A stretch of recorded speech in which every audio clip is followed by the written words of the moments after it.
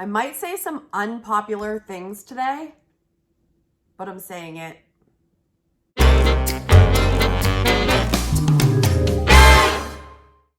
Have you detected a common thread that has been running through my videos all month?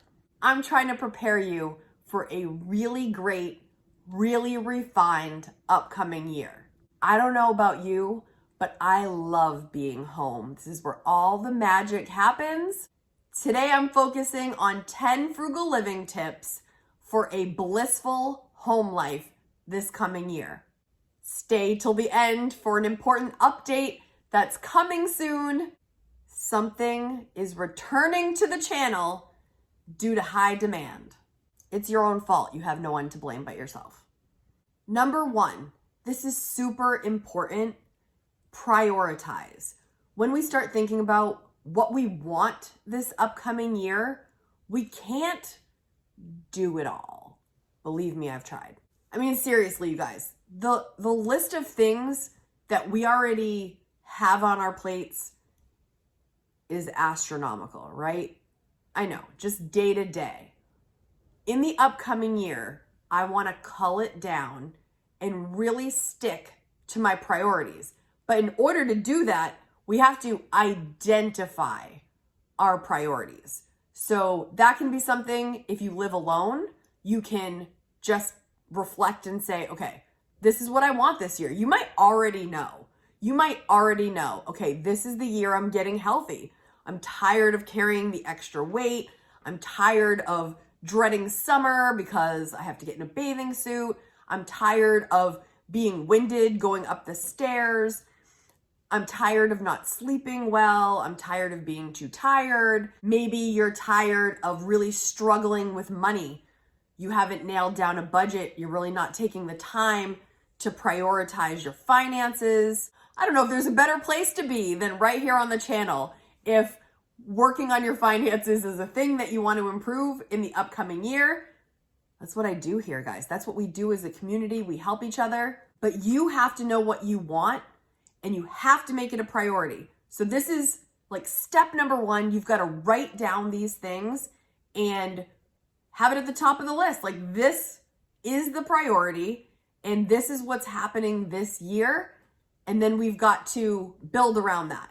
But step one is prioritize. Decide what is the most important. Number two, pay for what you prioritize.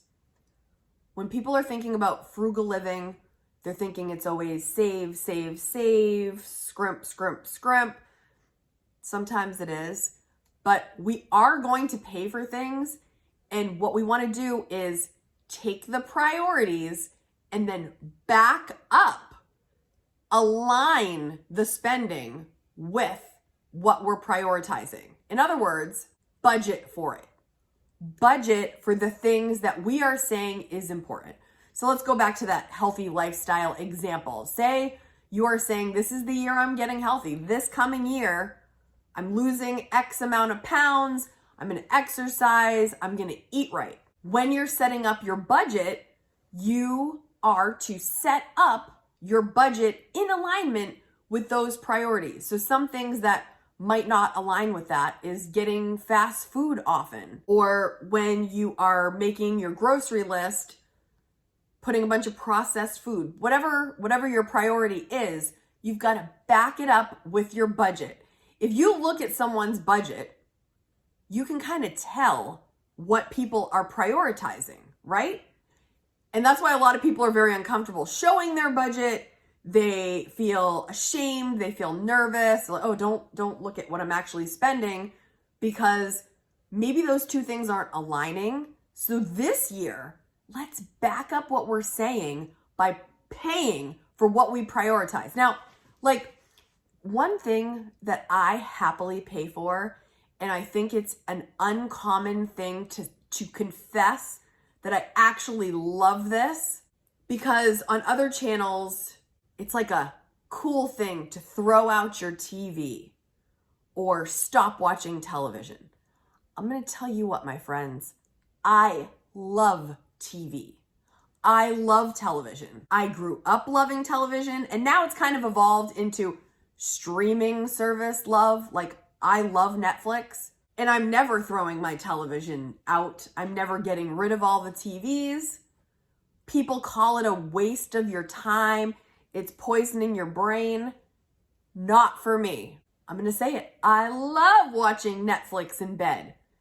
And people that say, oh, you should kick the TV out of your room. I'm not down with that. I love a TV in my room. I will never not have a TV in my room. It brings me joy. It brings me happiness. A good binge on a good show, not a waste of my time. Not in my book. You can disagree and you can think streaming is the enemy, but in my book, I love it and I put my money toward it and I'm unapologetic. And I get it. I get that there are benefits of not wasting your time watching endless shows and movies and living your life. I'm all about balance. I want to binge sometimes and then I want to get out and do stuff other times. But just know you're never going to get shame here for wanting to binge a show once in a while. Have at it and budget for it. Budget for that streaming service that gets you excited. I think it's totally worth it. It depends on where your priorities are at, but I love a good binge on a good series, maybe with a snack. Number 3, round up when you're estimating your bills. So when you're planning your budget, I would plan just a little bit up. I would round up on all your numbers so that if it comes in lower, fantastic. But if it is accurate or for some reason something got bumped up and your electricity is a little higher this month, you're not going to panic because you kind of made a little cushion for it. So in most of my numbers, besides the ones that are set, like my mortgage is set, like that is the exact same amount that comes out every single month. I can depend on that. But for things like gas, electricity, the utilities, groceries, I'm never going to hit it exactly right. And I'm fine with that. I just round up. And if it does hit that, great. But if it comes in under, I take that money and I put it somewhere else that I could use it, like my savings or some other line item that needs attention that I can now pay more attention because of the slight overage. Rounding down is not my strategy. I don't want to be like Bearman. I want to be a little bit up. And if I end up saving in any area, great. I'll use that towards something else, but I don't feel panicked and I feel like I'm in a better situation if I'm prepared. Why are these tips creating a blissful home life? Look, they say home is where the heart is. The home for me is a sanctuary and I treat it as such. So if things are running smooth in my sanctuary, everything else feels easier. If I know I'm coming home to this place and I've got everything kind of going in the right direction, it's peaceful, I feel safe, I feel happy, everything in my everyday life feels a little easier and a little bit more joyous when I've got my house in order. If you agree, type in the comments, I hear that, and then I will know that you agree that a blissful home is where it's at. Number 4, refine your grocery list. Going along with what we were talking about with our priorities and paying for what we prioritize, I'm going to take a hard look coming into this new year and think about which processed foods I can ditch. And even more importantly, what whole foods can I add to the grocery list that are going to benefit me, my son. We've already added multivitamins, and I think that's a worthwhile investment. But I'm going to take a look at my grocery list and really focus on what is important to us this year. What can we really do without? What would be better for our bodies if we did do without that thing? What can we add for better health? And overall, where can we save money where it matters the most when it comes to the grocery list? Capsule groceries, you guys know I'm a big fan of that. I'm going to refine the list because food is a big thing when it comes to the budget, as we all know. Number 5, if I want to live in a blissful home this coming year, I'm going to use it up. You guys, I still have bottles of things that I don't use up all the time. The other day, I was looking for conditioner. I had 6 half-empty bottles of shampoo, 0 conditioner. So I need to get on that shampoo. I don't need any more shampoo. I've got plenty of shampoo. You know that expression, use it up, wear it out, make do or do without? I love that. I'm going to utilize that to its fullest this year. The wear it out, I'm pretty good at. I don't buy a lot of clothes often, and I run most articles of clothing into the ground, including shoes. Make do or do without. What can I utilize in my home that I already have so I don't have to go out and buy new things? Or do I even need that thing that I'm thinking about? Do I even need it? Can I just go without and life goes on? Number 6, reduce paper product use. Here we go again, saying things people don't like. I love paper towels and I love paper plates. I love them. But they are a convenience that I've needed to reduce over the years. But I love them. Would I rather use a paper towel for most things? Honestly, yes. Does that make sense financially and environmentally? No. So I have to do the other choices, like switching to microfiber cloths to clean all my surfaces, not using a paper towel every time I wash my hands. I used to do that. I told you guys that before. Like, I used to just use it for everything. I told you I'm still using it for cat vomit. I know you had other solutions. I'm not doing it. Paper plates, it's one of those things, again, such a convenient, but again, can't use them all the time. There's a time and a place for paper plates. There is, but not every day in my house anymore. And again, I'm not saying completely eliminate paper products. I love a good tissue. But what I'm saying is you can reduce that. It's gonna save you money over time. Number 7, look at your bank account often. I'm a big believer that what you focus on grows, okay? Like your desire for something, your motivation for something. If you are focusing on the thing and you keep eyes on it, you keep track of it, that's going to be the thing that's like nourished and really prosper. If you don't pay attention to it, you pay it no mind, it kind of just falls by the wayside. So kind of back to number 1 for a second, when you know what your priorities are, those are the things you're focusing on, right? So let's say one of the things is finances. Look, finances are probably never going to be a thing that you never focus on. Finances are a part of your life for life. Once you are responsible, it's forever. More than likely, right? If we're taking care of ourselves and we want to take good care of ourselves, keep your eyes on it. Visit your accounts often so that you know what is happening in your finances. And better yet, with a budget, you're telling your finances what to do. Number 8, for a blissful home life this year, be less wasteful with your utilities.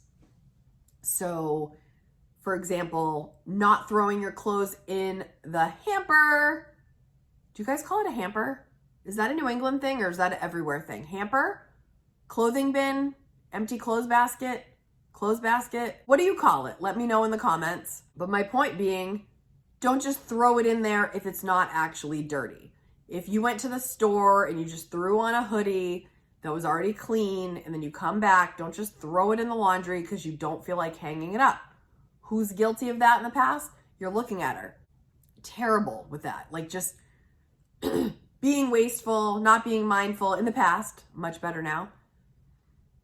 Doing batch errands when you are in your car and you're doing errands, saving money on gas by doing things while you're already out instead of having to keep doing all those trips. Just knock it out, boom, boom, boom. The other thing that I love doing in my home is turning down the house at night. This helps with utilities because I kind of shut down the house in order of where we are in the house. Like after dinner and I've cleaned up the kitchen, the lights go off in the kitchen. That room's kind of retired for the evening. And then maybe from the living room, we're in the living room, we're done here. turning the lights off. We move to the next room. Now it's bedrooms and bathroom. And you see how we kind of close down the house as we go along until it's just bedrooms and good night and everything is shut down and we're using less electricity. Being less wasteful will keep more money in your account. Number 9, live below your means no matter what. And I mean no matter what. There's so much temptation out there, but if you don't want to stress about money and you want to be able to sleep at night, you guys listen to me. Don't overspend. If you know what you earn, and I really hope you're taking the time, if you don't know yet what you earn, like what you take home, to take the time to be aware of it. And then you can't spend more than you earn. You must spend less than you earn if you want to save, right? This is what you earn and this is what you spend. Look at all this margin that you have to spend wherever you want. What a gift, right? But if you don't know what you earn and you're spending here each month, you're going in the red every single week. It's so stressful, and I want you to have a blissful home life. So no matter what, find out what you earn and spend less than that. Living this frugal life is going to help you feel less stressed, more organized, more together. It's really going to be a great year. I feel so passionate about living below your means. I have an entire playlist that I can leave on this end screen at the end of this video for you to click on next, because I talk about it all the time. Number 10, make your home the place to be. Nothing causes a more blissful home than wanting what you have. If you create an environment that is inviting, that is cozy, that is safe, that is warm, that is joyful, that's the game right there. You're gonna have a blissful home if you take the time to create that blissful home. And all these other tips that we're talking about are gonna help you build that and help you stick with that concept of having a blissful home. When I even think of the term blissful home, I just feel like I'm wrapped up in a warm blanket. And I know a lot of you like that feeling too, because we talk about it on this channel often. We want to be cozy. We want to be happy. We don't want to be stressing about money. And the environment that you create is going to make your day-to-day that much better. And it's going to bring you so much joy. And it's going to make you want to be in the home that you're paying that big old mortgage or rent for. Some of you are debt-free and you have paid for it and you're done. And I'm so proud of you. I am working on it. It's going to be a while, but I am aggressively chipping away when I can. And I'm going to continue that into the new year to pay for this blissful home in full. But like I said, it's going to be a journey, but it's worth it. Make your home the place you want to be. And now, if you have made it to the end, the other thing I want to tell you coming up is book club is back. Now, I don't know what this is going to look like this upcoming year. I don't know how many books I can commit to, but I do know that this book is at the top of my list. I've already read most of it, to be very honest, because I'm just so excited about it. I mentioned it in a live to you, those of you that were with me at the last live, and I just feel like this is something we can do together to kick off our new year. It's something we can participate in during No Spend January, and all you got to do is get the book. Now, it's still December at the time of me filming this, so you've got time. Ask for it for Christmas. It's called the 12-week year. Essentially, it's going to help us reach what we want to reach in a whole year condensed into 3 months. And 12 weeks is so exciting to me because you guys know I think in quarters anyway. So this will be something that we're going to be selecting to focus on January, February, March. I'm not quite sure how I'm going to do book club this time around. In the past, if you were a book club person on my channel, we would do a new book basically every month. And I had like a reading schedule. This might be a little bit different. Again, I will keep you updated on what I decide, but please know, if you want to join book club, it doesn't cost anything. A lot of you are subscribers to my channel. Well, hopefully all of you are subscribers to my channel. But when we do the lives, there is a membership button. You can still join us and not do that. A lot of you do it to support the channel. It's like $1.99 and you get your loyalty badges. You do not have to do that. It is free. I'm still going to be here whether you do that or not. But I appreciate the support because we do a live and we discuss the book together. And in this case, we're going to make our master plan to accomplish what most people do in a year in 12 weeks. I've never done this before in this fashion. I'm going to leave a link for you in the description to get this book or to send the link to a family member because this is what you want for Christmas. Or, of course, you can check out your local library and see if they have it. If they don't have it, you can ask them if they can get it at another local library and get it to your library. And worst case scenario, if you can't get your hand on the book, I'm still going to talk about all the concepts from the book and you can still benefit from book club. It's a fun time. We get to spend time together in some live interaction, and we're going to make this next coming year the best we can together. Don't forget to hit subscribe so you don't miss out on any of this. Let me know in the comments, are you in on book club? Just let me know. Are you going to be joining us? I've had so many of you asking me, when are we going to do a book club again? When? The time is now. If you can get your hands on this in the next few weeks, we're going to get started. If you do get it soon, go ahead and start reading because what we've got to start thinking about is the plan. And I'm so excited. If you enjoyed this video, click on this video or this video next. The party's not over yet. I'll see you right here. Click on this one or this one, either way. Bye guys.